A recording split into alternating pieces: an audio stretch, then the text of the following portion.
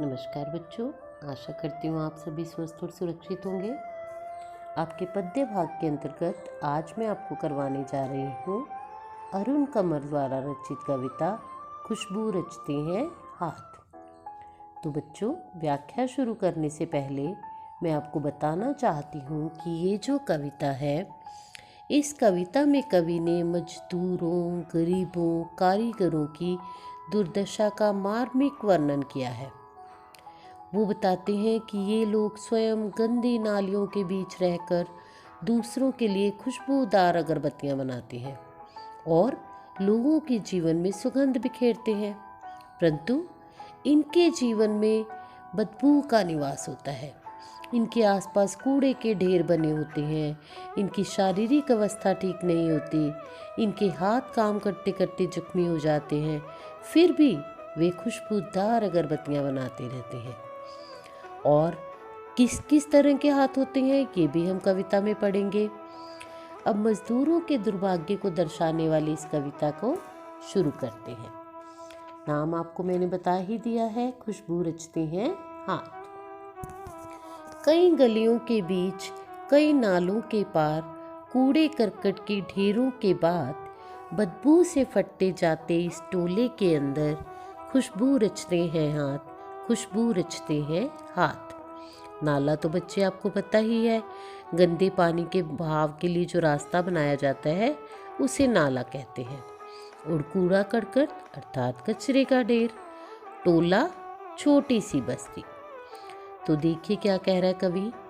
कवि कह रहा है कि ये सुगंधित वस्तुओं का निर्माण करने वाले जो लोग हैं, इनका जीवन स्तर कितने निम्न स्तर का है वो हमें बता रहा है। कई गलियों के बीच, कई नालों के पार, कहता है कि जो हाथ खुशबू रचते हैं, अगरबत्तियों का निर्माण करते हैं, वे स्वयं कैसी बदबूदार बस्तियों में रहते हैं। कि कई गलियों के बीच अर्थात उनके घर आड़ी टेढ़ी गलियों के बीच में होते हैं। एक तरफ से गली निकलती है, वही गली आगे जुड़ के दूसरी में जुड़ जाती है। जिस तरह से हस्तरेखाएं होती हैं उस तरह से। कई नालों के पार, इसी तरह से कई बदबूदार नाले आते हैं रास्ते में। कूड़े करकट के ढेरों के बाद, जगह जगह नालों के पार करने के बाद कूड़े करकट और गंदगी के ढेर हैं, वहीं उनके आसपास उन्हें रहना पड़ता है। कहते हैं बदबू से फटते जाते इस टोले के अंदर, कि जहाँ हमारी नाक बदबू के मारे फटने को हो जाती है, वो लोग इस स्थान पर टोला बनाकर रहते हैं। और उनकी यही विशेषता है कि वे स्वयं बदबूदार वातावरण में रहकर भी हमारे लिए अपने हाथों से दूसरों के लिए सुगंधित अगरबत्तियों का निर्माण करते हैं। अर्थात वे स्वयं असुविधाओं में रहते हुए दूसरों के जीवन को सुविधाओं से भर देते हैं। अब अगला पहरा देखिए। अब इस पहरे में कवि ने क्या कहा है, पहले रीडिंग करती हूँ फिर आपको बताती हूँ।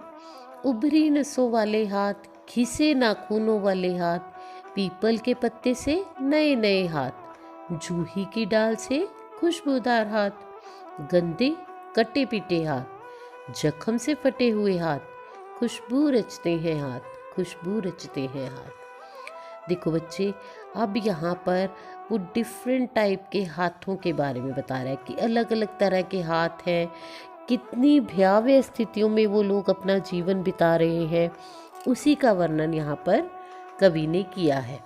कि संसार को खुशबू से महका देने वाले हाथ, देखो कैसे कैसे हैं, जिनकी हाथों की नसें उभर चुकी हैं, उभरी नसों वाले, और जिनके हाथों के नाखून काम करते करते घिस चुके हैं, घिसे नाखूनों वाले हाथ।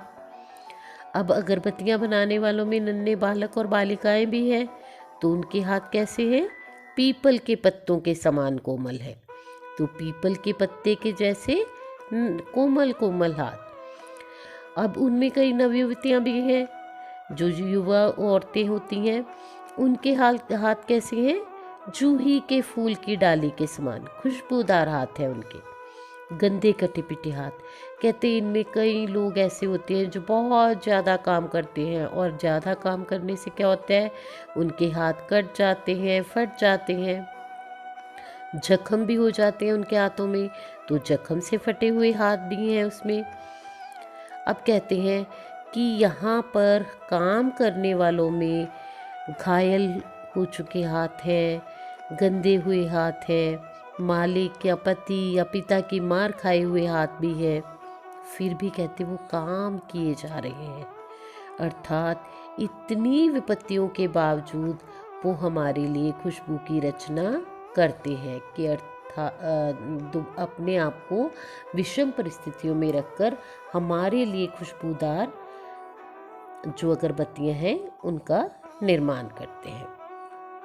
चलिए अगला पैरा देखते हैं। यही इसी गली में बनती हैं मुल्क की मशहूर अगरबत्तियां। मुल्क होता है देश बच्चे। इन्हीं गंदे मोहल्लों के गंदे लोग बनाते हैं केवड़ा, गुलाब, खस और रात रानी अगरबत्तियाँ। ये सब आपको पता ही है। ये फूल जो हैं वो खुशबूदार फूल हैं। दुनिया की सारी गंदगी के बीच दुनिया की सारी खुशबू रचते हैं हाथ, खुशबू रचते हैं हाथ, खुशबू रचते हैं हाथ।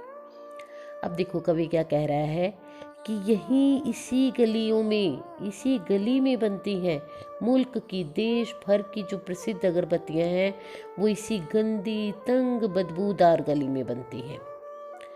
इन्हीं गंदे मोहल्लों के गंदे लोग, अर्थात इन गंदे मोहल्लों में रहने वाले गंदे लोग हमारे लिए क्या बनाते हैं? सुगंधित केवड़ा, गुलाब, पोस्त, खस, रात रानी ऐसी सुगंध बिखेरने वाली जो अगरबत्तियां हैं उनका निर्माण करते हैं। कहते यद्यपि वे दुनिया की सारी गंदगी के बीच रहकर जीते हैं, लेकिन अपने हाथों से दुनिया को महकाने वाली खुशबूदार अगरबत्तियां बनाते हैं। इस प्रकार वो स्वयं गंदे रहकर हमारे लिए क्या बांटते हैं? खुशबू बांटते हैं। अर्थात यही वो श्रमिक है बच्चे जो खुशबू पैदा करते हैं, खुशबूदार अगरबत्तियां बनाते हैं और सुगंध बिखेरते हैं।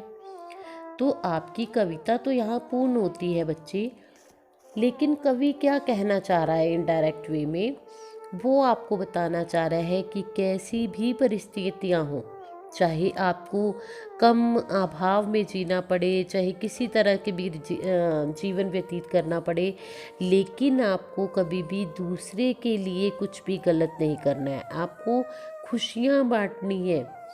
आपको ये देखना है कि जीवन में उतार चढ़ाव तो चलते रहते हैं, लेकिन हमें उसमें उतार चढ़ाव में पड़कर अपने जीवन को संवेदन शून्य नहीं बनाना है। हमें अपने आप को कार्यों में व्यस्त रखना है। हमें उस प्रकार के कार्य करने हैं कि दूसरे जो है वो हमारे कार्यों का गुणगान करें। अदरवाइज़ क्या होगा कि अपने लिए तो सभी जीते हैं, दूसरों के लिए जीने वाला ही असली जीने वाला होता है ना। तो इस कहानी में यही शिक्षा दी गई है बच्चे। आशा करती हूँ आपको समझ आया होगा। फिर भी कोई डाउट, कोई क्वेरी हो तो मुझे कांटेक्ट करना। धन्यवाद।